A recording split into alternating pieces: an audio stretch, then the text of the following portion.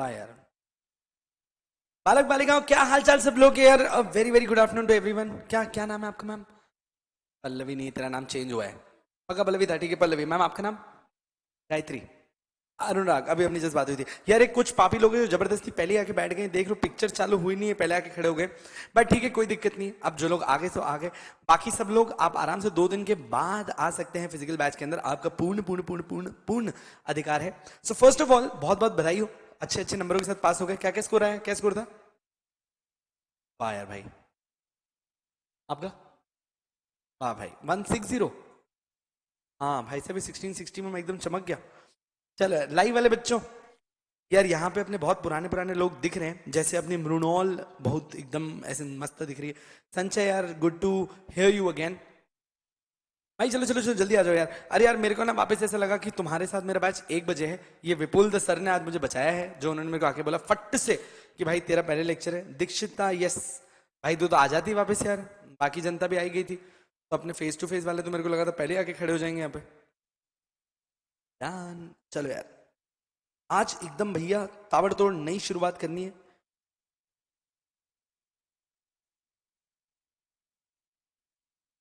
चलो अब आराम से प्यार मोहब्बत से समझो। भाई 167, इतने में 2 गरीब पास हो जाते हैं। 142। बाप रे, इतने नंबर कैसे ले आते हो यार तुम? जल्दी आ रहे हो वापस? यस आ जाओ। सर मैं भी आ रहा हूँ फेस टू फेस। यस मेरे दोस्त आ जाओ यार, तुम्हारा पूरा अधिकार है, तुम्हारे लिए है भाई बेंचेस सारी, बैठो आके। जी। तो यार पहले अपन थोड़े दिन, अच्छा कोई ऐसा जिसने मुझसे नहीं पढ़ा ईटी? आपने मुझसे पढ़ा हुआ है? मुझसे पढ़ा हुआ है। इधर लाइव में कोई ऐसा व्यक्ति है कि जिसने ईटी मुझसे नहीं पढ़ा हो? ऐसे कोई व्यक्ति जिन्होंने ईटी मुझसे ना पढ़ा हो? बाकी खैर मुझे ऐसा लगता है कि आप सब भाई बंधु लोग मुझे थोड़ा थोड़ा बहुत जानते हो, कभी ना कभी मुझसे पढ़ा होगा, कुछ ना कुछ तो जरूर पढ़ा होगा। सब अपने ही है, मुझे लग रहा है सामने सामने। ठीक है। तो फाइनली भाई मैं काफी देर से एक्साइटेड था कि जैसे ही बस भाग के एग्जीक्यूटिव में आऊं, क्योंकि एक ये स्ट्रीम होती है, ये कुछ ओवर एंथुजियास्टिक होती है, बहुत सुपर चार्ज होती है सीएस एग्जीक्यूटिव। ये नहीं, आखिरी दिन तक तुम कुछ सुपर चार्ज ही रहते हो, एकदम कुछ ज्यादा ही। चलो यार बहुत ही बढ़िया। वाह यार। चलो यार कुछ तो ऐसे भी हैं। हाँ मुझसे बड़ा हुआ है, ठीक है। ओके, मैं आपको क्या पढ़ाता हूँ और हम क्या क्या करने वाले हैं साथ में, समझिएगा। सर आपके फर्स्ट ग्रुप में, मतलब आपके मॉड्यूल 1 के अंदर मैं आपको 2 सब्जेक्ट्स पढ़ाता हूँ। टोटल कितने सब्जेक्ट्स होते हैं? 4 सब्जेक्ट्स थे सर। 4 सब्जेक्ट कौन से थे? एक तो कमिल, वो सुबह सुबह आया होगा। आ जाओ यार पापी होम वाला। तो एक हो गया अपना विकास, सर वो आपको पढ़ाएगा कमिलो। उसके बाद नेक्स्ट अप सर, उसके बाद क्या है सर? हाँ यार बहुत ही बढ़िया। उसके बाद है तुम्हारे सामने हमारा सबसे ज्यादा गोरा चिकना लौंडा, वो कौन? विपुल शाह। वो पढ़ाएगा तुम्हें टैक्सेशन। उसके बाद ये गरीब तुम्हें 2 सब्जेक्ट्स पढ़ाएगा। कौन से? एक तुम्हें पढ़ाएगा JIGL, jurisprudence, interpretation and general laws. और दूसरा वो आपको क्या पढ़ाएगा? SBEC, यानी कि setting up of business entities and its closure. Sir अब आप प्लीज ध्यान दीजिएगा। आज हम लोग जो पहला स्टार्ट करने जा रहे हैं वो है आपका JIGL। सब्जेक्ट क्या होता है, कैसे करना है, क्योंकि मेरे को क्या लगता है ना यार, देखो जीवन में पढ़ा कोई भी सकता है, पर पहले एक चीज मेक श्योर कर लेना कि इस सब्जेक्ट से कराऊंगा तुम्हें इश्क। क्या? इश्क। मतलब भैया बुक को पप्पियां दोगे ऐसी हालत हो जाएगी भाई, दिन भर जहां उठोगे जहां जाओगे तुम्हारे सपनों में सिर्फ JIGL ही चलता रहेगा। मतलब तुम अपने आप को एक क्रिमिनल महसूस करोगे। तुम बकायदा चाकू देखोगे ना तो तुम्हें सब्जी काटने का मन नहीं करेगा, तुम्हारे सामने वाले बंदे को काटने का मन करेगा। इतनी शिद्दत से डीएनए में तुम्हारे अंदर पूरा का पूरा लॉ उतार दूंगा। पर मर्डर नहीं करोगे, निश्चिंत रहो, क्योंकि उसकी पनिशमेंट भी बताऊंगा तुम लोगों को। पर सर पहले सब्जेक्ट से करनी है इश्क। ईटी में आए थे, लीगल एप्टीट्यूड, एकदम इश्क है। टॉट्स बोल लो, कुछ भी कहीं से उठा लो, कॉन्स्टिट्यूशन उठा लो, कहीं से भी उठा लो, इश्क वैसा ही अपने को इधर करने का है। सर टैक्सेशन की डेमो क्यों नहीं हुई? क्योंकि बेटा आप चैनल पे नहीं आए। टैक्सेशन की डेमो हुई, उसे टैक्स लॉस कहते हैं। ठीक है सर। अभी मैं आपको क्या पढ़ाऊंगा, कैसे पढ़ाऊंगा, किस किस तरीके से चलेंगे, समझना आराम से। अब दोस्त मेरा सब्जेक्ट है आपके साथ JIG। यार नाम से समझते हैं कि भैया ये कहना क्या चाह रहा है। पहले सब्जेक्ट से प्यार करो, उसके बाद इसके कंटेंट से प्यार करेंगे। यार बुक का नाम, यार थैंक यू सो मच। हाँ जी सर, बुक का नाम है जूरिस्प्रूडेंस। पहले पहला नाम क्या बोल रहे हैं भैया आपके सामने? जूरिस्प्रूडेंस। अब ये कभी नाम सुना है पहले? जूरिस्प्रूडेंस क्या होता है? मारो मारो तुक्का मारो, तुक्का मारने का पैसा थोड़ी है। हाँ जी सर, जूरिस्प्रूडेंस कभी जीवन में हमने नाम सुना ही नहीं। एकदम सही है। अब सुनो आराम से जूरिस्प्रूडेंस। यार एक बात बताओ, तुमको क्या लगता है जिस लॉ को तुम आप आज एंजॉय कर रहे हो, ये लॉ हमेशा से ऐसे ही था, सालों से ऐसे ही चलता रहा, हमेशा से ऐसे ही था? नहीं यार भाई, आपके वर्ल्ड में लॉ इतना ड्रामेटिकली चेंज हुआ है ना, जिसकी कोई हद ही नहीं है। जैसे अगर मैं तुमको आज लॉ के सिर्फ एक एंगल की बात करता हूं, जैसे अपन पनिशमेंट की बात करते हैं। सर पनिशमेंट पहले क्या हुआ करती थी, आज क्या है, कितनी चेंज हो गई तुम सोच भी नहीं सकते हो। आपने कहा भैया कैसे? मैं आपको ओल्ड सोसाइटी में लेके चलता हूं, मतलब आज से 200-300 साल पहले चलते हैं, और इवन उससे भी पहले। और देखो तुम्हें बताते हैं कैसी कैसी पनिशमेंट्स होती थी दोस्त। यार एक पनिशमेंट हुआ करती थी जिसको ये लोग कहते थे स्टोनिंग। क्या बोलते थे? स्टोनिंग। भैया ये हमको याद रखना है क्या? ना, ये सिर्फ आपको जूरिस्प्रूडेंस वर्ड बताने के लिए जरूरी था, बाकी याद रखने की कोई जरूरत नहीं है। एक पनिशमेंट होती थी स्टोनिंग। यार ये स्टोनिंग के अंदर क्या करते थे भाई, ये लोग, मान लो मैंने कुछ गलत किया, मेरे को बीच चौराहे पे खड़ा करेंगे, नंगे पांव, कपड़ों में सिर्फ जितने जरूरी कपड़े उतने, और रोड पे जाते जाते जितने भी लोग हैं उन सबके हाथ में देते थे पत्थर, कहते थे मारो स्टोन। तब तक मारते रहना जब तक इसके शरीर की आखिरी बूंद जो खून की वो निकल नहीं जाती और ये यहीं तड़प के मर नहीं जाता, तब तक पत्थर मारते रहना। इसको क्या बोलते थे? स्टोनिंग। स्टोनिंग। अब सोचो आज इंडिया में कभी ऐसा होते हुए देखा है आपने? आज नहीं होता, पर पहले ये इंडिया में भी होता था। सर उसके बाद और हार्श हुए, इन्होंने कहा और हार्श करेंगे। हमने कहा कैसे करोगे? भैया इन लोगों ने एक प्लेट बनाई, प्लेट के बीच में खड्डा करते थे, तुम्हारा सर निकालते थे और हाथ ऐसे बांध देते थे। अब इस हाथ से यहां पर तुम्हारे कान के हैं, दोनों तरफ के कान में कील मार देते थे, इधर ठोक के, कील टाइट। अब बोलेंगे रोड पे खड़ा रहे धूप में नंगे पांव, और लोग पत्थर फेंकेंगे। अब अगर तू भागा तो तू ये प्लेट हिलाएगा और तू अपना कान फाड़ देगा, और यहां से खून निकल निकल के तू मर जाएगा। और सीधा खड़ा रहा तो पत्थर खा खा के तो तुझे मरना है ही, ये बात तो नक्की है। कैसी पनिशमेंट दे रहे हो? थोड़ी इंसानियत दिखाओ, इतना थोड़ी पनिश करना था। फिर हम इवॉल्व हुए और हम एक नई पनिशमेंट लेके आए जिसको उन्होंने बोला ब्रांडिंग। क्या बोलते थे? ब्रांडिंग। पिक्चर में देखा है वो हाथ पे लिख दिया मेरा बाप चोर है, ऐसे ऐसे कुछ लाइन लिखी होती थी। ये एक्चुअली पहले की एक पनिशमेंट थी। तो जो क्राइम तुमने किया है वो तुम पे लिख देते थे कि इस तारीख पे ये बंदे ने ये क्राइम किया। अब इससे फर्क क्या पड़ेगा?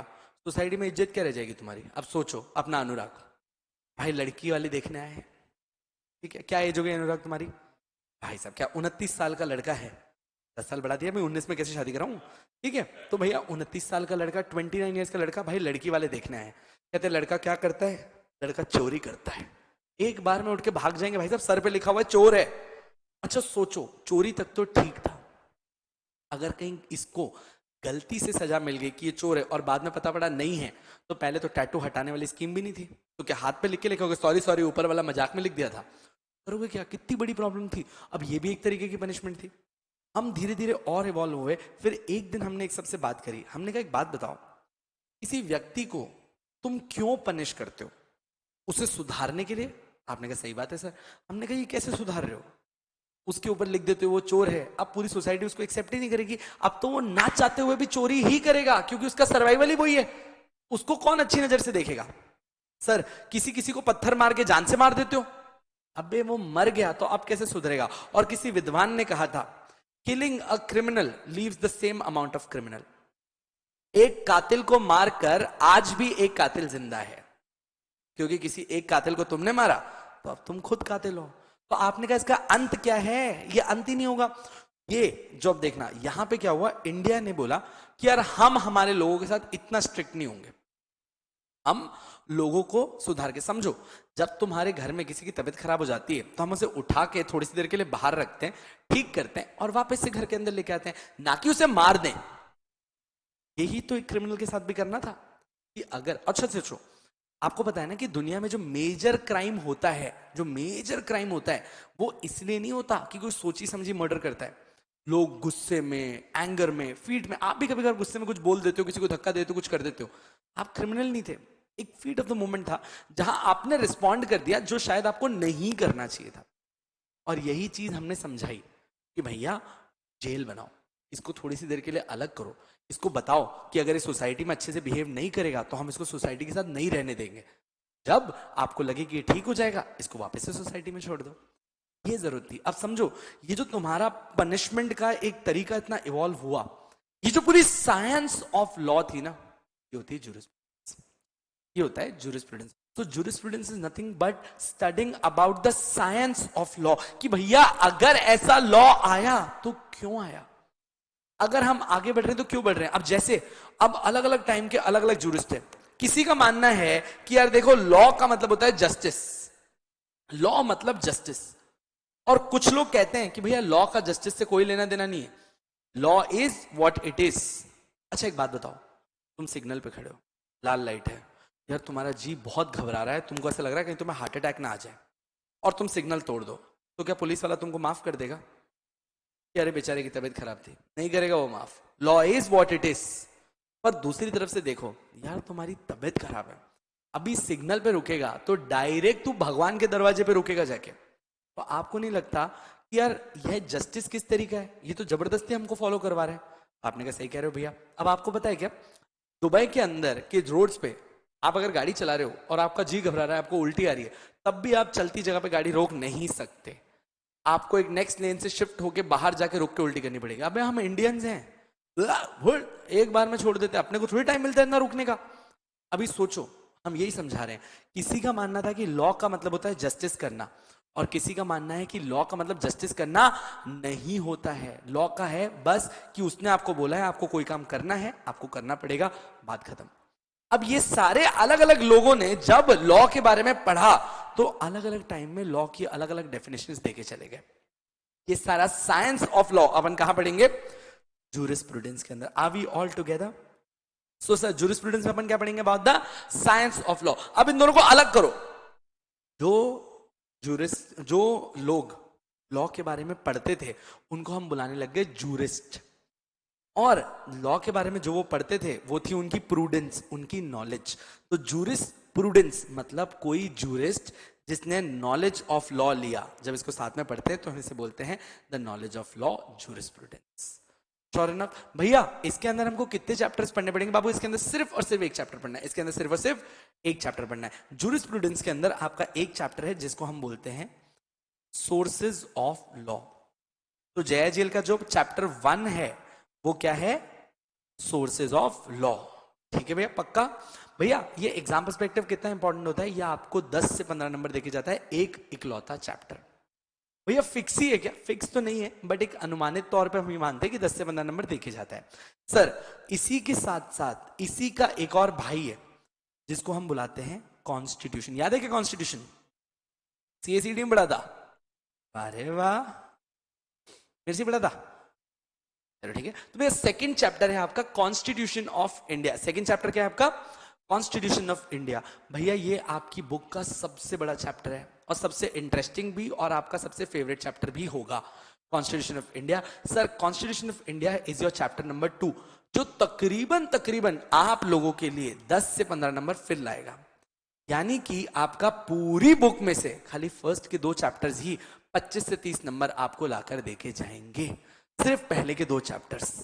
ठीक है? अच्छा अब आपकी बुक का नाम क्या था? जूरिस्प्रूडेंस। जूरिस्प्रूडेंस के 2 चैप्टर्स हैं जो अपने को पढ़ने थे, सही बात है। सर उसके आगे नाम क्या बुक का? आगे I is for interpretation. Jurisprudence हो गया, अब अपन बढ़ रहे हैं इंटरप्रिटेशन पे। लाइव वाले बच्चों, did you understood? Sir 1 reading and this marathon is enough to pass जयजल। ओ पागल औरत, ये डेमो है अगले बैच का, मेरा मैराथन कल है। चलो आ जाओ वापस से। लाइव वाले बच्चों, बाकी सब लोग क्या यहां तक सब मेरे साथ हैं? कोई सवाल फर्स्ट हिस्से में? नहीं। आपकी बुक का पहला हिस्सा था जूरिस्प्रूडेंस, उसके बाद है इंटरप्रिटेशन। अब वो इंटरप्रिटेशन का सिर्फ एक ही चैप्टर है, चैप्टर 3 इज इंटरप्रिटेशन। बहुत ही बढ़िया दोस्त, तो ये आपका आया चैप्टर 3। सर चैप्टर 3 का नाम क्या है? Interpretation of statutes. Interpretation of statutes. आपने कहा भैया चैप्टर 3 में इंटरप्रिटेशन ऑफ स्टैट्यूट्स में क्या होगा? समझो समझो। अच्छा मुझे एक बात बताओ, स्टैंड अप। अरे तुम खड़ी क्यों गई? बैठ जाओ। अभी समझो मैंने क्या किया। मैंने तुम्हें एक इंस्ट्रक्शन दिया, स्टैंड अप। तुम बहुत क्लियर थी, स्टैंड अप। तुम खड़ी हो गई और तुम बैठ गई। कोई कंफ्यूजन था? नहीं, कुछ कंफ्यूजन नहीं था। सर समझो, जब कभी भी लॉ की लाइन इतनी डायरेक्ट होती है तो हमें कोई चीज इंटरप्रेट नहीं करनी पड़ती। पर देखो, बहुत बार जीवन में ऐसा होता है जहां तुम इंटरप्रेट करते हो। चलो देखते हैं एक इंटरप्रेट करके। अपने विक्या को जानते हो, ये कमिला वाला, तो अपना विक्कू, अच्छा भाभी गई हुई है राजस्थान अपने घर, लड़का है अकेला। आधी इंटरप्रिटेशन तो तुम यही कर चुके हो कि मैं नेक्स्ट क्या बोलने वाला हूं, बस यही है। वेरी गुड भाई, लाइव वाले बच्चों फील में हो तुम। तो विकास बोल रहा है अकेला, अंकल आंटी भी घर पे नहीं है, पूरी तरीके से घुप अकेला। अब भैया ये रात को अपनी घर की बाई को, मेड को मैसेज कर, hello please come home soon, don't be late then morning 10 AM, wife not home. क्या समझ में? आपने कहा भैया अब क्या ही बोल रहे हैं, अब हमारे तो टीचर हैं। पर सही कह रहे हो आप, हम समझ गए हैं कि क्या चल रहा है। पर सर किसी और को टेक्स्ट कर लेते, मतलब ऐसा क्यों? अबे गंदी सोच वाले नाली के कीड़ों, ऐसा नहीं सोचने का था अपने को। भाभी अंकल सब घर पे नहीं है और सुबह उसका यहाँ पे 10 बजे लेक्चर है। वो भाई को मैसेज कर रहा है कम अर्ली एज पॉसिबल, क्योंकि 10 बजे के बाद वो चला जाएगा। पर तुम घटिया लोगों ने वो सब सोचा जो सोचने की जरूरत नहीं थी। ठीक है, समझ में आ रहा है? क्या समझ में आया? ये यहां पर आके आपको ये बताना था कि भैया मैं आपको पास ऑन कर रहा हूं भैया, समझो वापस से मेरे साथ। तुम लोगों ने कुछ इंटरप्रेट कर लिया, हाँ बस। अब देखो मृणाल कह रही कि नहीं सर वो काम करने के लिए बुला रहे होंगे, इसने भी कुछ इंटरप्रेट कर लिया। पर एक सेकंड, इंटरप्रिटेशन का सवाल कहां से आ रहा है? इंटरप्रिटेशन का सवाल कहां से आ रहा है? इंटरप्रिटेशन का सवाल आया जब कोई कंफ्यूजन हुआ। So whenever there is some kind of confusion in the law, हम बोलते हैं कि यहां पे क्या करने का? इंटरप्रिटेशन। तो ये जो आपका तीसरा चैप्टर है वो आपको सिखाता है कि किसी बात को कैसे इंटरप्रेट किया जाता है। तो chapter 3 is interpretation of statutes. पक्का एकदम जबरदस्त समझ में आया क्या? एक नंबर सर, बहुत अच्छे हैं। चल अच्छा, अब देखो सर, हमने सोर्सेज ऑफ लॉ की बात करी, हमने कॉन्स्टिट्यूशन के बारे में बात करी, हमने इंटरप्रिटेशन की बात करी। सर अब इसके आगे कहां जाना है? अब हम जा रहे हैं जनरल लॉज के अंदर। मतलब इसके आगे सब कुछ क्या है? तुम्हारे जनरल लॉज है। भैया हमारी बुक में टोटल चैप्टर्स कितने हैं? 17, 17 चैप्टर्स हैं जो अपने को टोटल पढ़ने हैं। 3 चैप्टर्स में जूरिस्प्रूडेंस और इंटरप्रिटेशन था, और बाकी के बाकी 14 चैप्टर्स क्या है? तुम्हारे जनरल लॉज है। आपने कहा भैया जनरल लॉज क्या होता है, बताओ ना। समझो, अब जनरल लॉज में जैसे आपका चैप्टर 4 है general clauses act. General clauses act बाबू, इस चैप्टर के अंदर अपन क्या पढ़ेंगे? ऐसे शब्द जिसका हर बार एक ही मतलब होता है। तो लॉ ड्राफ्टमैन क्या करते हैं, ये वर्ड यहां से उठा के वहां लिख देते हैं कि भाई कभी भी कुछ कंफ्यूजन हो तो कहां जाके देख लेना? जनरल क्लॉज एक्ट में जाके देख लेना। बार बार सेम चीज रिपीट नहीं करते अपन लोग, ठीक है? बहुत ही बढ़िया दोस्त। अब सर इसके आगे नेक्स्ट स्टेप क्या हुआ? इसके आगे नेक्स्ट स्टेप क्या हुआ? नाउ जनरल क्लॉज एक्ट के बाद एडमिनिस्ट्रेटिव लॉ पढ़ना है अपने को। सर एडमिनिस्ट्रेटिव लॉ के अंदर क्या होगा बाबू? सरकार के ऊपर कौन से लॉज लागू होते हैं और सरकार कैसे काम करती वो यहां आएगा। ठीक सर, 5 चैप्टर्स थे, sources of law, constitution, interpretation, general clauses and admin law. Sir chapter 6 मतलब तुम्हारा बचपन का प्यार मेरा भूल नहीं जाना रे, लॉ ऑफ टॉर्ट्स। ठीक है, तो जाने मेरी जाने मन, law of torts. Sir law of torts is a general law. याद है अपन ने सीएसईडी के अंदर भी जनरल लॉ के अंदर कॉन्ट्रैक्ट एक्ट और टॉर्ट्स पढ़ा था। So it's a general law. तो सर ये होता है आपका चैप्टर 6। फॉलोड बाय इसमें आएगा लिमिटेशन एक्ट, फॉलोड बाय आएगा सिविल लॉ, उसके बाद आएगा क्रिमिनल प्रोसीजर कोड, उसके बाद आएगा इंडियन पीनल कोड, उसके बाद आएगा स्पेशल कोड्स, उसके बाद आएगा स्टैम्प एक्ट, उसके बाद आएगा आर्बिट्रेशन, उसके बाद आएगा रजिस्ट्रेशन, उसके बाद आएगा इंफॉर्मेशन टेक्नोलॉजी, उसके बाद आएगा बाय बाय। मतलब कि जितने भी ये सारे चैप्टर, आरटीआई एक लास्ट चैप्टर रह गया था बोलना। अब सर ये है आपके मॉड्यूल में पहले दिन पे आपको बताने के लिए 17 चैप्टर्स। अब सर ये 17 चैप्टर्स अपने में जबरदस्त तरीके से इंटरेस्टिंग है। हर एक चैप्टर एक अलग एक्ट है। देखो कंपनी लॉ और टैक्स में तुम लोग अगर एक चैप्टर मिस करोगे तो दूसरा समझ में नहीं आएगा, इसमें कभी ऐसा होता ही नहीं है। ये हर चैप्टर एक दूसरा लॉ है। एक लॉ है सीआरपीसी क्रिमिनल प्रोसीजर कोड, एक लॉ है आईपीसी इंडियन पिनल कोड, एक लॉ है सीआरपीसी, एक टॉपिक है कॉन्स्टिट्यूशन, एक टॉपिक है सोर्सेस, सब अलग है। मतलब मैं कोई भी टॉपिक कभी भी कहीं से कैसे भी स्टार्ट करूं, इसका कोई कनेक्शन बनाने की जरूरत नहीं होती है। यही अपने में इसको पढ़ने का मजा है। क्या बोलती पब्लिक? तो क्या आपको सबसे पहले जूरिस्प्रूडेंस का मतलब समझ में आया? इंटरप्रिटेशन। अब जनरल लॉज। बाबू जनरल लॉज क्या होते हैं? जनरल लॉज वो लॉज होते हैं जो सब पर लागू होते हैं, need not to be said, ये सब पे लगते हैं। अब मुझे एक बात बताओ, यहां पर अपना अनुराग, ठीक है, हाँ संजय 2 मिनट बात करते हैं। यहां पे अपना अनुराग, इसने चाकू उठाया और बाहर जाके एक महाराष्ट्रन को चाकू मार दिया। किसको मारा? महाराष्ट्रन, प्रॉपर मराठी। और भैया उसी चाकू से इसने आगे जाके एक बिहारी को चाकू मार दिया।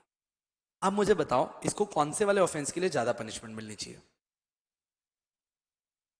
यार महाराष्ट्र में महाराष्ट्रन को मारा नहीं, सेम, पर ऐसा क्यों? आपने कहा सर मतलब इंसान इंसान था, खून खून था। और ये जो लॉ है ना सर, ये जनरल लॉ है। ये महाराष्ट्र में महाराष्ट्रन को मारता, राजस्थान में महाराष्ट्रन को मारता, या राजस्थान में किसी और को मारता, कोई फर्क नहीं पड़ता। It is applicable to everyone in the same way. इसको हम इस बात पे नहीं बोल सकते क्योंकि भाई ने महाराष्ट्र में आके महाराष्ट्रन को मार दिया इसलिए ज्यादा पनिशमेंट। इसने महाराष्ट्र में आके एक इंसान को मारा था, इसको उतनी ही सजा मिलेगी जितनी महाराष्ट्र में क्राइम करने पे होती, राजस्थान या फिर जम्मू एंड कश्मीर। सही है? मस्त, बहुत ही बढ़िया। जी वेदांत कह रहे हैं सर हमारे लिए सब कुछ नया है, क्या आप हमें इफेक्टिव स्टडीज की टिप्स दे सकते हैं? मेरे गोलू स्टडीज होने तो दे तो टिप्स दूं। मैं तुझे पहले यही टिप दूंगा कि one step at A time, one step at A time, धीरे धीरे धीरे धीरे इश्क करते करते चलेंगे। मतलब प्यार करो सब्जेक्ट से, इज्जत करो इस सब्जेक्ट की, आपको आनंद आएगा इसमें। आपने गलती करी कि बस फट से भागना। और समझो सीए सीईटी में, मुझे नहीं पता तुम्हारे बाकी सब्जेक्ट्स तुमने कैसे पढ़े, मैंने तब भी तुमको बहुत डिटेल में पढ़ाया था, मैं अब भी बोल रहा हूँ कि ये बहुत डिटेल्ड चीज है। मतलब आशिकी है, एक एक चीज के ऊपर इतनी बड़ी बड़ी रीजनिंग है जिसकी कोई हद नहीं है। टू नेम अ फ्यू, तुम्हारे चैप्टर 3 का नाम है इंटरप्रिटेशन ऑफ स्टैट्यूट्स। अब अगर तुम किसी भी टीचर से पढ़ोगे ना तो वो तुमको क्या बोलेगा? बाबू इंटरप्रिटेशन ऑफ स्टैट्यूट्स का मतलब होता है, स्टैट्यूट का मतलब लॉ, और वो बोलेगा इंटरप्रिटेशन ऑफ लॉ। सर मेरे को समझना है, अगर इंटरप्रिटेशन ऑफ स्टैट्यूट्स का मतलब इंटरप्रिटेशन ऑफ लॉ ही होता है तो यहाँ इंटरप्रिटेशन ऑफ लॉ क्यों नहीं लिखा हुआ था, इंटरप्रिटेशन ऑफ स्टैट्यूट्स क्यों लिखा है? आपने कहा उनका मूड हो गया। भैया उनका मूड नहीं हुआ था। समझो इसकी अपने में हिस्ट्री है। अब जैसे इस वर्ड के ऊपर की हिस्ट्री बताता हूं, ये होता है लॉजिक। समझो दोस्त, अभी अगर आप कुछ समय पहले चले जाए, हमारे यहाँ अंग्रेज थे जो हमें रूल करते थे और हम उनकी एक कॉलोनी थे जिस पर वो राज करते थे। और इंडिया को इंडिया नहीं ब्रिटिश इंडिया कहते थे। बस बहुत ही बढ़िया। अब सर इस ब्रिटिश इंडिया में अंग्रेज लोग लॉ को स्टैट्यूट बुलाते थे, स्टैट्यूट, ठीक। अब भैया अंग्रेज तो चले गए, हमने कहा अगर अपन ने इनके सारे लॉज खारिज कर दिए तो अपने को लिखने पड़ेंगे। तो हमने कहा भाई ये तो बहुत बड़ी दिक्कत है, और इंडिया स्टैट्यूट वर्ड बोलना नहीं चाहता था। सही है, इंडिया स्टैट्यूट बोलना नहीं चाहता था। तो इंडिया ने सोचा कि काम करता हूं, हर लॉ में जाके अमेंडमेंट कर देता हूं, जहां जहां स्टैट्यूट लिखा होगा वहां वहां चेंज करके क्या लिख के आ जाऊंगा, लॉ। जब वो ऐसा देखने गया तो 2000 से ज्यादा जगहों पे स्टैट्यूट लिखा हुआ था। बोले तो बहुत ज्यादा हो जाएगा, 2000 अमेंडमेंट कौन करेगा? अपन तो ये सोच के थक गए भाई साहब, हमने कहा हमसे नहीं होगा भाई, ये कुछ ज्यादा हो गया। आपने कहा भैया फिर क्या करें? तो ये लोग गए कॉन्स्टिट्यूशन में, और कॉन्स्टिट्यूशन में जाके इन्होंने एक वर्ड लिख दिया कि भैया the Indian constitution does not recognise the word statute. और कोई भी व्यक्ति कहीं पे भी अगर स्टैट्यूट पढ़ा हुआ लिखे तो वो अपने आप ही समझ जाए कि उसका मतलब क्या है, लॉ। तो 2000 अमेंडमेंट ना करने पड़ते, इसीलिए इन लोगों ने जाके कॉन्स्टिट्यूशन में एक लाइन डाल दी। ये इसका लॉजिक है। इसलिए अपन इंटरप्रिटेशन ऑफ स्टैट्यूट्स को क्या मानते हैं? Interpretation of law. Good to go, समझ में आया? सही है। लाइव वाले बच्चों, it's my humble request that while I am teaching, please, मुझे बिल्कुल नहीं पसंद कि यहाँ पे कोई बात करे। You are very well free to leave the live. Cool, come back.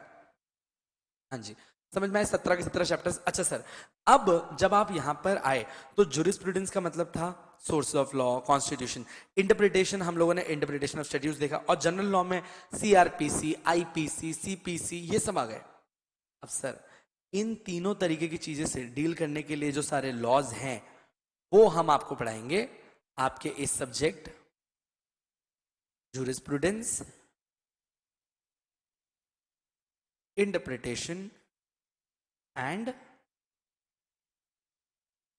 General laws.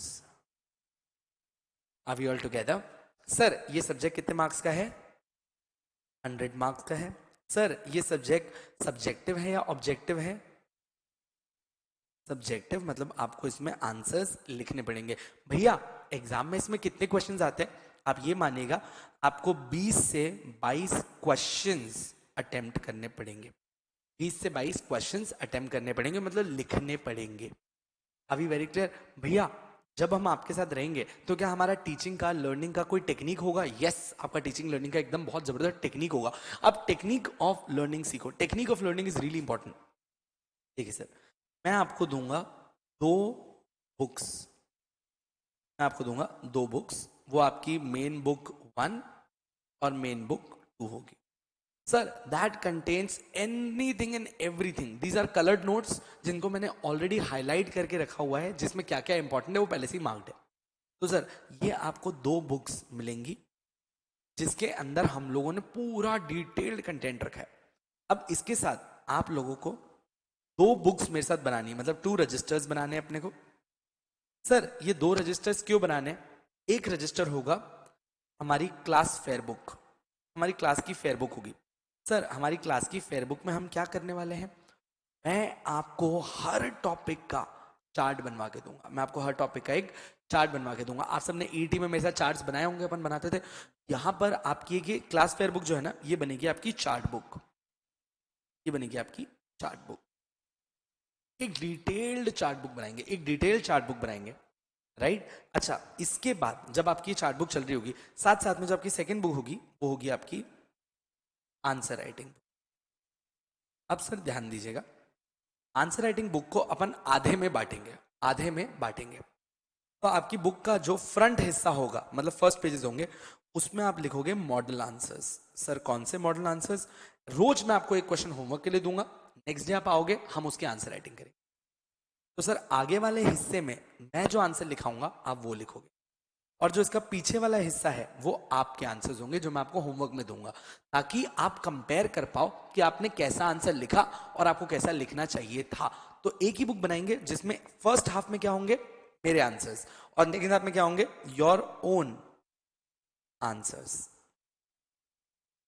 Are we very clear with this? दोस्तों लाइव वाले बच्चों, क्या आपको ये बात समझ में आ रही है? बाबू एक आपको मिलेगी मेन बुक, सेकंड बुक हम बनाएंगे class fair book. Class fair book में क्या होंगे? सारे चार्ट्स, और इसके अंदर अपन एक तरफ लिखेंगे मेरे मॉडल आंसर्स और एक तरफ होंगे आपके खुद के आंसर्स। सर इस पूरे बैच के अंदर आने वाले, जिसमें हम लोग आपको 30 अप्रैल तक फ्री करने वाले हैं, हम आज तक में जितने भी पेपर्स आए हैं, आज तक में जितने भी पेपर्स आए हैं, सारे पेपर लिख लेंगे। मतलब कि आज तक सीएस ने जितने भी पेपर दिए उनकी आंसर राइटिंग में करा दूंगा। आपने कहा भैया सारी आंसर राइटिंग कैसे कराओगे? ये जो क्वेश्चन मैं आपको दूंगा ना लिखने के लिए, ये वही होगा प्रीवियस ईयर के आपके पेपर। क्या होंगे? आपके प्रीवियस ईयर के पेपर। सो इसमें हम लोग बनाएंगे 2 बुक्स। हाँ सर मैं आपको सब बता रहा हूँ, कितने पेजेस है क्या है मैं सब बताऊंगा, विश्वास रखो मेरे पे, सिर्फ मुझे देखो। 2 books, 2 registers. What is my commitment to you? All previous papers solved.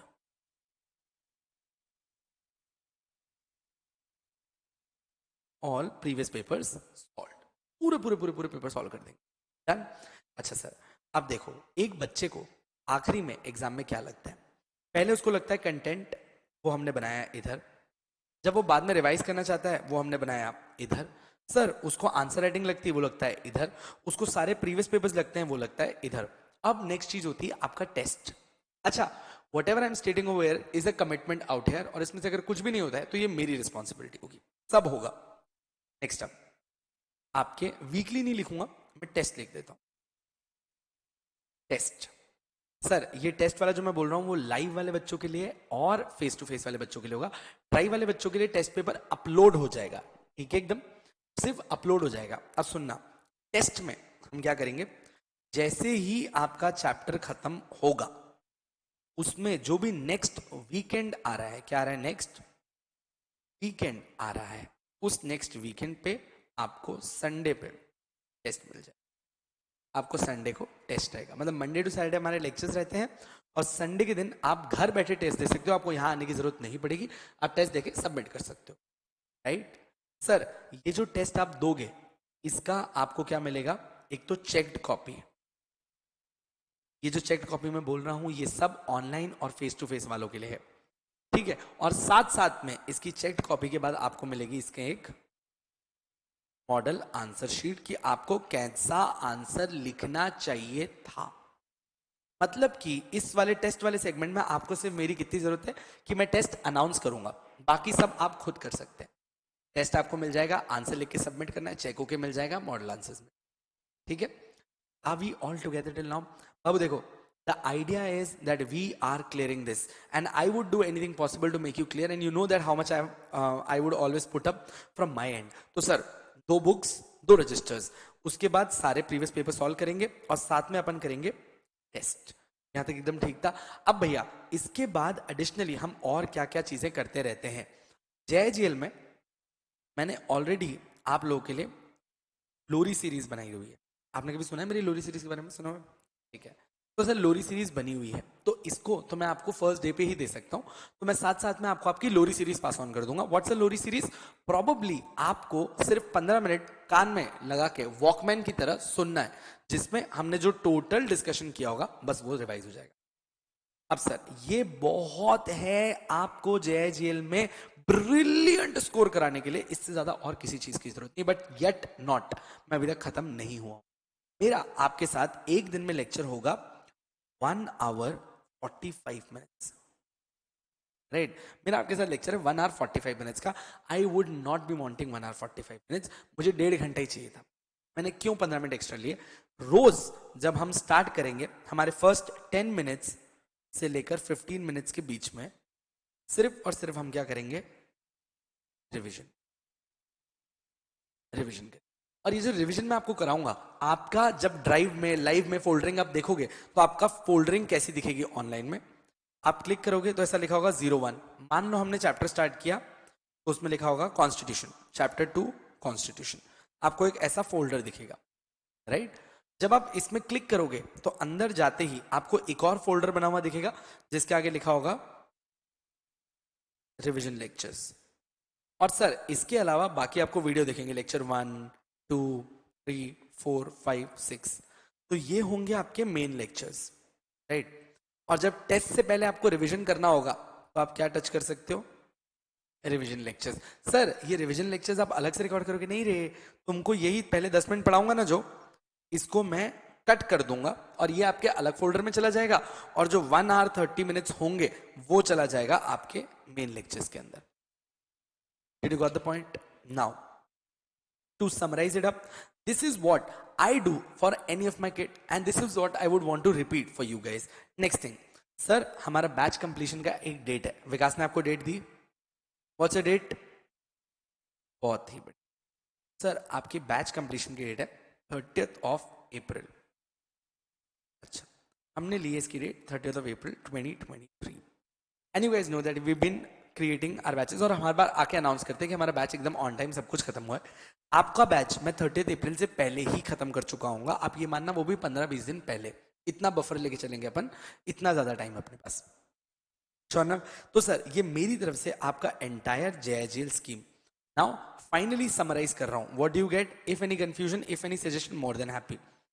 हमें 2 मेन बुक्स जो मैं आपको भेजूंगा, ठीक है, आपको 2 रजिस्टर्स बनाने हैं। अब सुनना, जो चार्ट बुक का रजिस्टर्ड है वो 200+ पेजेस वाला रजिस्टर लेना, ठीक है, और जो आंसर वाला भी है वो 200 to 250 पेजेस वाला रजिस्टर आप लोग को लेना होगा। सर 100 पेजेस मेरी आंसर राइटिंग है, 100 आपके, दैट्स इट। सर हम सारे प्रीवियस ईयर पेपर सॉल्व करेंगे, बहुत ही बढ़िया। Sir previous year paper solve होने के बाद हम कहां भागेंगे? लोरी सीरीज पे। सर आपको साथ में क्या मिलेंगे, आपके रिवीजन लेक्चर्स, ये रिवीजन लेक्चर्स कौन से जो आपके फोल्डर में होंगे, ठीक है, दैट्स इट। और टेस्ट, और टेस्ट होगा आपके हर इंडिविजुअल चैप्टर का।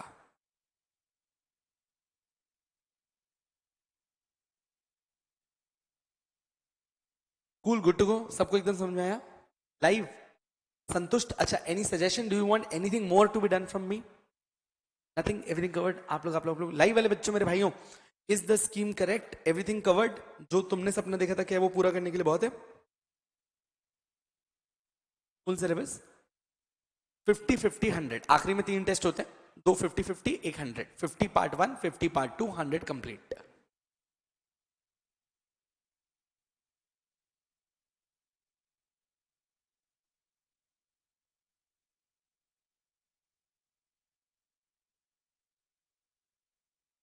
Perfect. Now since I have been able to tell you around this, अब मेरा फर्ज बनता है आपके साथ 15 मिनट थोड़ी सी पढ़ाई करना, क्योंकि अच्छा देखो, पहले मेरे को ऐसा लगता है कि सब्जेक्ट समझना चाहिए, उसके बाद ही कुछ और करो तो अच्छा लगता है, वरना तुम एंड तक इसी में रहते कि इसमें क्या करना है, कैसे करना है, क्या करना है। सो प्रॉब्ली आज मैं आपको बहुत ज्यादा नहीं पढ़ाऊंगा, बट यस,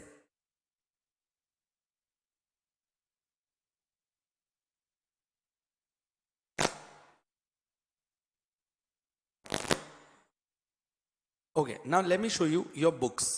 बुक्स कौन सी है समझना। सर क्वेश्चन कितने मार्क्स का होगा? हाय आचार बाबू, क्वेश्चन 4 to 5 मार्क्स के होंगे, don't worry, I tell you.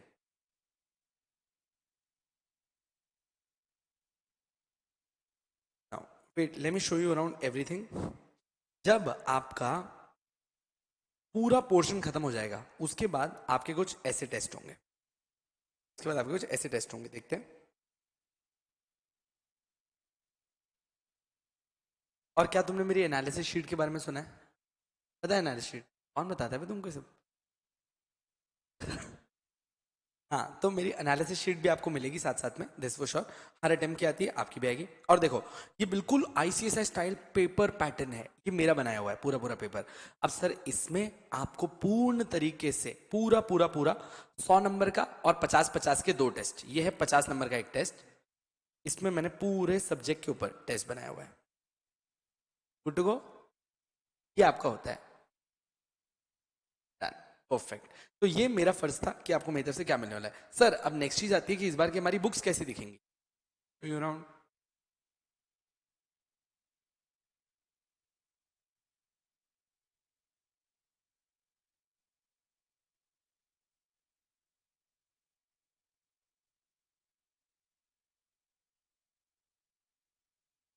एक ही मिनट, मेरे पास फोन हैंग हो रहा है, आपको बताता हूँ। सर आतंक एनालिसिस शीट देखो ऐसी बनती है शीट, ऐसे आती है। तो ये मैं आपको बता दूं, ये मेरी second release of analysis sheet है। देखो, पिछली बार जो मैंने एनालिसिस शीट दी थी, उसमें जो मैंने 5 क्वेश्चन दिए उसी में से पूरा पेपर आया। उसके बाद सेकंड चैप्टर में भी जो मैंने बोला था उसी में से क्वेश्चन आया। थर्ड में जो मैंने बोला था उसी में से क्वेश्चन आया। फोर्थ में जो मैंने बोला था उसी में से क्वेश्चन आया। फिफ्थ में से वो क्वेश्चन नहीं बैठा एक, इसीलिए मैंने उसका क्लेम नहीं लिया। सिक्स में नहीं बैठा, सेवंथ में नहीं बैठा, एट्थ में नहीं बैठा, नाइन्थ में नहीं बैठा, टेंथ में जो मैंने बोला वही आया। 13, अरे सॉरी, ये इधर इसमें 13 वाली शीट एडेड नहीं है। बाकी 13, 14, 15, 16, 17, 18, 19 जो मैंने बोला एज इट इज मेरे आया। सो उम्मीद करते हैं कि इस बार भी तुम्हारे साथ ऐसा ही हो। हाँ जी श्रेया, बिल्कुल होते हैं। चलो, अब मुझे तुम्हें तुम्हारी ये पुस्तक दिखाने दो।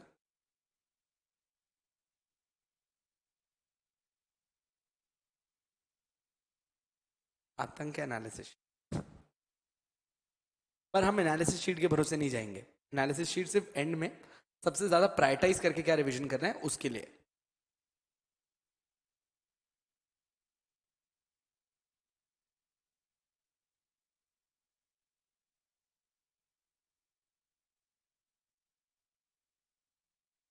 एनालिसिस है तो सब कुछ है।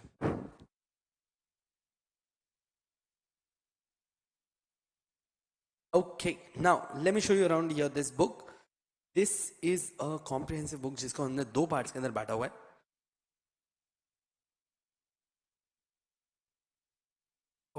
Now this is the book, चलेगा? So now this is your CS executive JIGL jurisprudence interpretation and general laws, a book जिसके अंदर क्या क्या चीजें मिलेंगी वापस से सुन लेना sir. Updated as per your latest module जो दिसंबर 22 के लिए इशूड है, क्योंकि उसके आगे के मॉड्यूल्स आए ही नहीं है, तो जो है उसके ऊपर से एकदम है सर। सारे रेलेवेंट केसेस इसके अंदर ऐड कर दिए गए हैं और एक माइंड मैपिंग टेक्निक यूज करने के लिए इसको मार्किंग्स की गई है इसके अंदर, लाइक दिस, कि आपको क्या याद करना है। मैंने हर नोट्स के अंदर हर चैप्टर में ऐसी चीजें मार्क करके रखी कि आपको क्या क्या चीजें बहुत इंपॉर्टेंट है, so that you can remember. Good to go. Now sir आपके कितने चैप्टर्स थे? 17 चैप्टर्स हैं, तो ये रहे आपके सर वो 17 चैप्टर्स, देख लो ऐसे ही सिंक में बताए थे। Sources, constitution, interpretation, general clauses, admin, torts, limitation and all these general laws. अब सर ठीक है, हाय आदित्य, हाँ जी, अच्छा अच्छा, अभी तुम लोग जाओ यहाँ से, भाग जाओ, अभी मेरे को पढ़ाने दो इनको। अच्छा दोस्त, अभी हम लोग आज अगर आपके सामने बात करें, इसमें से ये चैप्टर तो आपने मुझसे ऑलरेडी थोड़ा बहुत पढ़ा है, उसमें से आपने ये चैप्टर मुझसे ऑलरेडी थोड़ा बहुत पढ़ा हुआ है, राइट? तो ये करेंगे अपन बाद में। भाई पहले तो दंगाबाजी करनी है, क्या करनी है? दंगाबाजी। तो अब अपन चलेंगे इधर 10th क्रिमिनल प्रोसीजर कोड, आ जाओ भैया।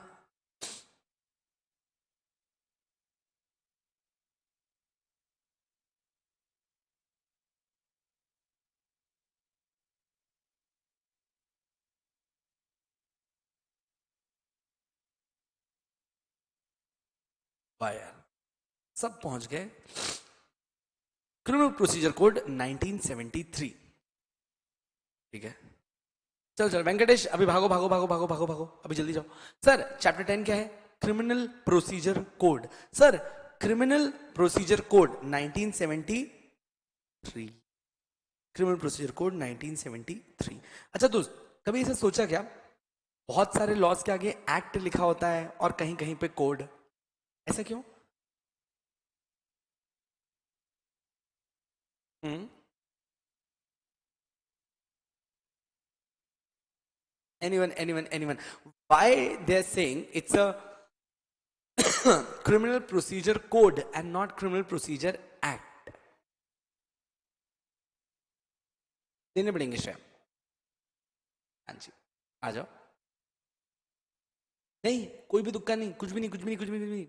अब बाबू देखो, जब कभी भी एक्ट लिखा हो ना, तो this is a new law passed by the parliament, मतलब पार्लियामेंट के अंदर जाके कोई चीज अगर इनैक्ट करके पास की गई हो जो पहले एग्जिस्टेंस में थी ही नहीं, अब पहली बार आपके लिए बनाई गई हो, तो इसको अपन क्या बुलाते हैं?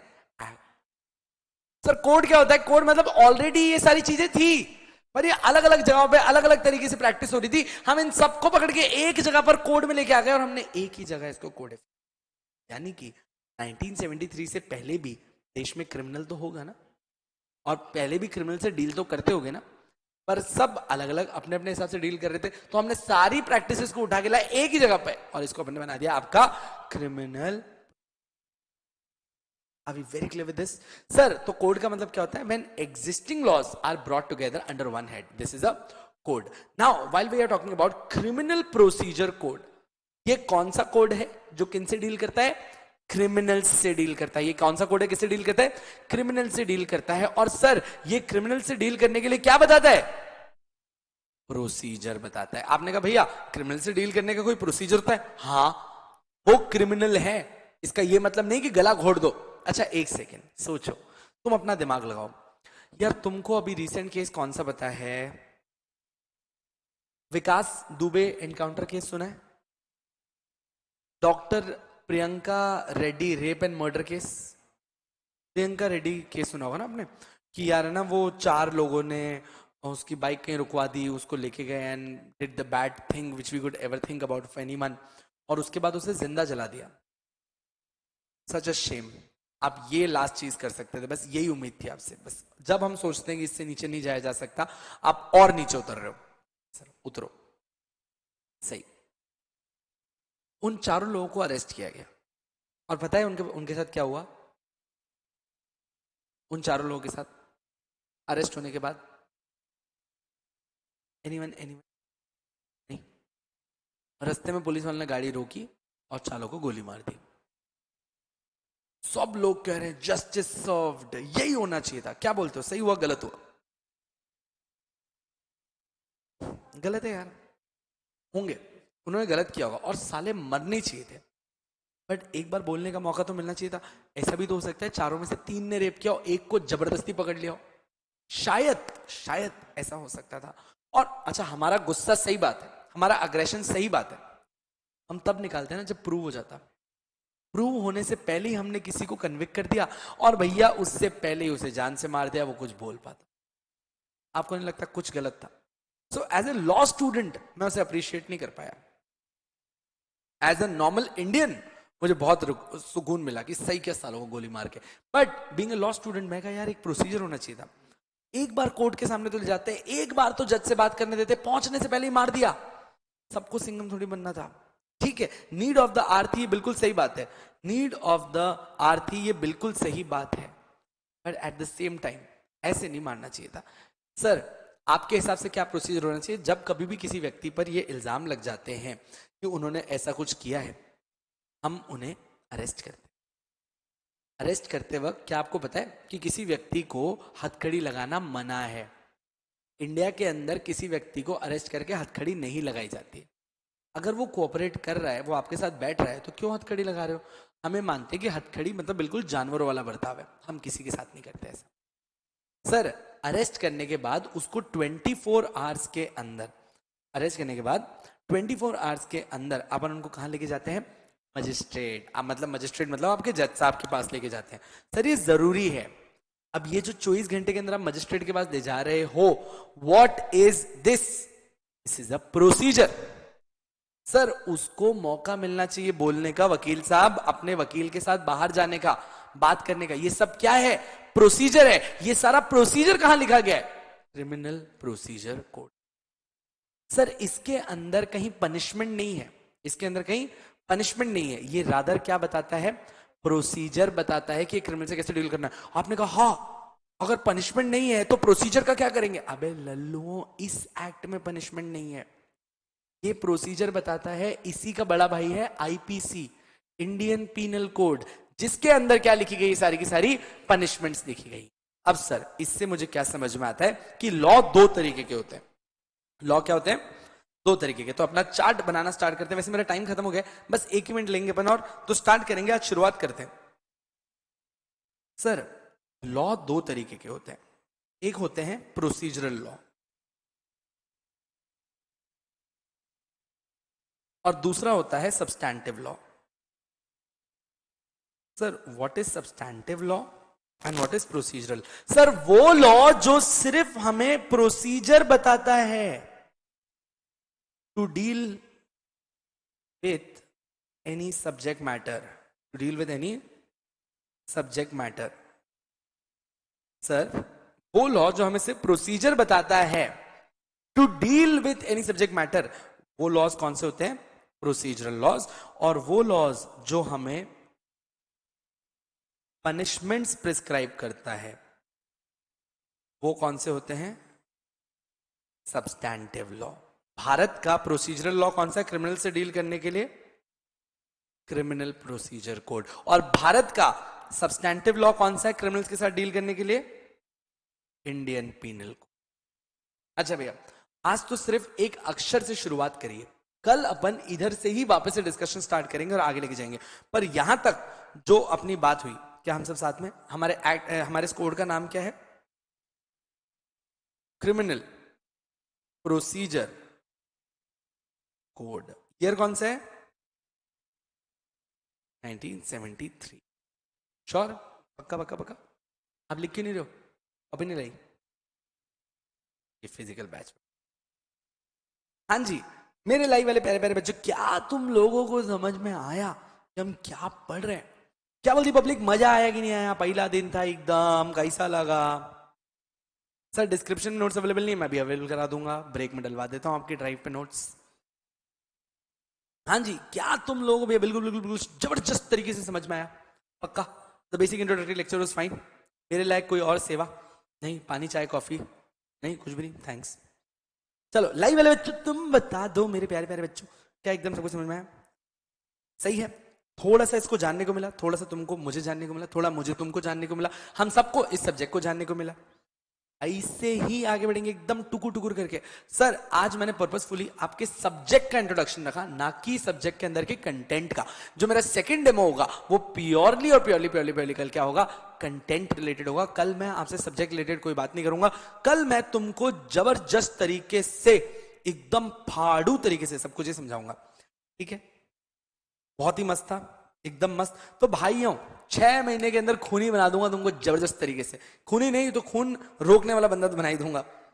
चलो तो भैया जो भी लाइव वाले बच्चे, तुम लोगों को एक छोटी सी दरख्वास्त है, वीडियो को लाइक करना, शेयर करना और कमेंट करना। कमेंट करने में मेरे बहुत फायदा होता है। मेरे को विकास हर कमेंट के 500 रुपए देता है, तो प्लीज मुझे पैसे दिलवा देना है, ठीक है। चलो दोस्त, तो वापस से मिलते हैं थोड़ी सी देर के अंदर। कितनी देर का ब्रेक है आपका बताओ? 45 मिनट्स का ब्रेक है, मतलब 1:45 पे वापस मिलना है अपने को। चलो दोस्त, तो 1:45 पे फिर से आपका प्यारा प्यारा मुखड़ा देखेंगे। तब तक के लिए आराम फरमाइए। जय हिंद, जय महाराष्ट्र, बाय बाय।